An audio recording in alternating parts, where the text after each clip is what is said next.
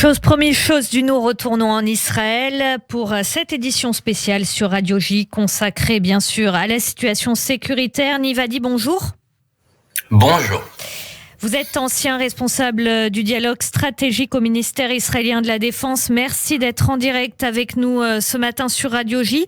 Tel Aviv, Judée-Samarie, tire depuis la Syrie, aussi attaque depuis le Liban. Comment tout ça a pu être coordonné sans qu'Israël ne soit alerté, sans que les services de renseignement ou l'armée, par exemple, se rendent compte de ce qui se tramait depuis le Liban, par exemple? Comme vous le dites, c'est pas. Je pense pas que c'est vraiment réel que l'armée n'était pas au courant. D'ailleurs, je pense que les renseignements étaient au courant. Je ne sais pas s'ils étaient au courant de tous les détails, par exemple au Liban, parce qu'il y a des priorités. Je pense que les auditeurs sont parfois surpris d'entendre qu'il y a des limites aussi aux renseignements israéliens, mais c'est vrai. Et c'est, je pense aussi, le gros problème de cette affaire, de cette opération, de ces opérations de partout, c'est que je pense que la stratégie, c'est l'épuisement. La stratégie n'est pas aujourd'hui d'ouvrir la guerre contre Israël, c'est l'épuisement. Et les limites des renseignements, la limite aussi de la force militaire est vrai partout. Il faut pas aller très loin, et on le voit en Ukraine, on le voit partout. Donc, il faut bien comprendre que il y a ces limites. Donc, on a eu des renseignements. Je pense que Gallant, dans son discours, parlait de ces idées-là. Mais dernière chose, pour dire ça plus tactiquement, quand tout cela part d'un endroit et que c'est concentré sur le Hamas, l'Iran, Téhéran, etc., c'est plus facile de manipuler. L'épuisement, quand vous voulez dire l'épuisement, pourquoi faire, Niv?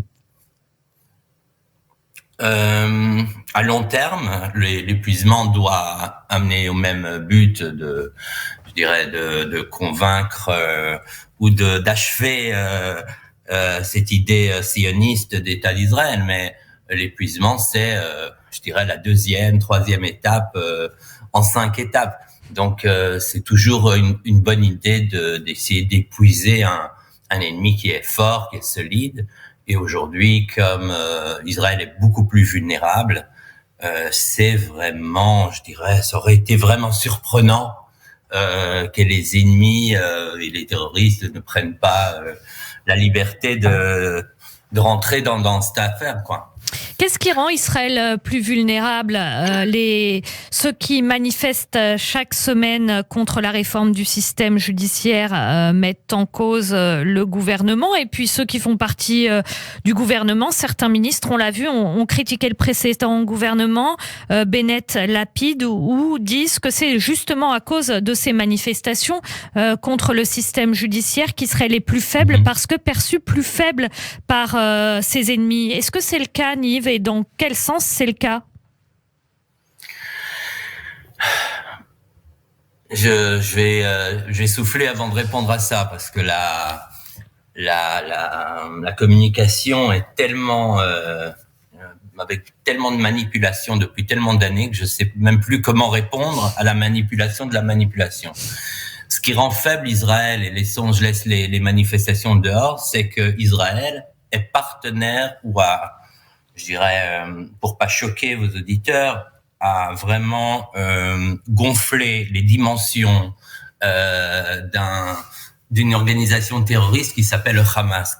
Israël a pris la décision de renforcer cette organisation et d'affaiblir tous les possibles organisations qui pourraient avoir quelques motivations de faire des accords avec Israël. Par exemple, l'autorité palestinienne, c'est ça dont vous voulez parler, Niv? Par exemple, et aussi des personnalités spécifiques. Donc, l'idée stratégique de transférer pendant tellement d'années, tellement d'argent au Hamas, de parler avec le Hamas et de laisser le Hamas envoyer des missiles pendant 15 ans, 20 ans, chaque année, tout le temps, sous le même Premier ministre d'ailleurs toujours, tellement fort sur le sud, sur Tel Aviv, etc. Ça, c'est ce qui amène aujourd'hui au renforcement du Hamas. On parle aujourd'hui du Hamas, parlons du Hamas. Le Hamas est une organisation énorme, financière, qui aussi a du commerce et qui trafique de la drogue. Donc, il faut comprendre, c'est une idée et une stratégie qui a été la décision d'Israël. Et dernière chose que je vais dire sur le Hamas. Aujourd'hui, c'est sur tous les points qu'on regarde, c'est vraiment Israël qui a, je dirais, le contrôle.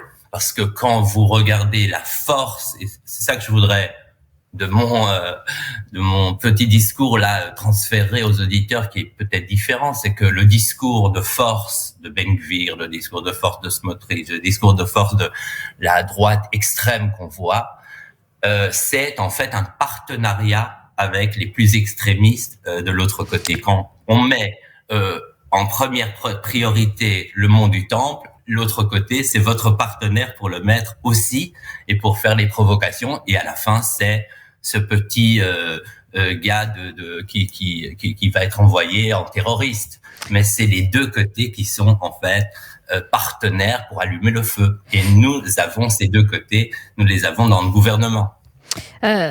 Niv a dit, quand vous dites c'est les deux côtés qui sont partenaires pour mettre le feu, dans une interview accordée à CNN hier, le journaliste israélien Barak Ravid expliquait notamment par rapport à ce qui se passe à Jérusalem que effectivement le fait qu'il y puisse y avoir par exemple aujourd'hui des visites sur le mont du Temple au niveau de la sensibilité de ce qui se passe et du fait qu'il faut éviter les violences et les pertes humaines et l'escalade, c'était une erreur en termes stratégiques et en termes de sensibilité. Vous êtes d'accord avec Barak Ravid ? Mais bien sûr, on ne comprend pas encore ça. Je veux dire, si dans toutes les discussions, négociations, etc., on met ça en dernier lieu. On ne veut même mettre. On ne veut pas parler de ça. On parle d'autre chose quand on parle avec des Palestiniens. On comprend que c'est le plus sensible. On a amené dans ce gouvernement Ben Gvir qui était complètement en dehors du système politique et personne ne parlait avec ces gens. Ce sont des extrémistes. C'est pas. Aujourd'hui, on dirait que c'est vraiment bizarre de le dire sur un ministre dans le gouvernement, mais Netanyahou lui-même ne parlait pas avec ces personnes il y a un an. Il faut le dire.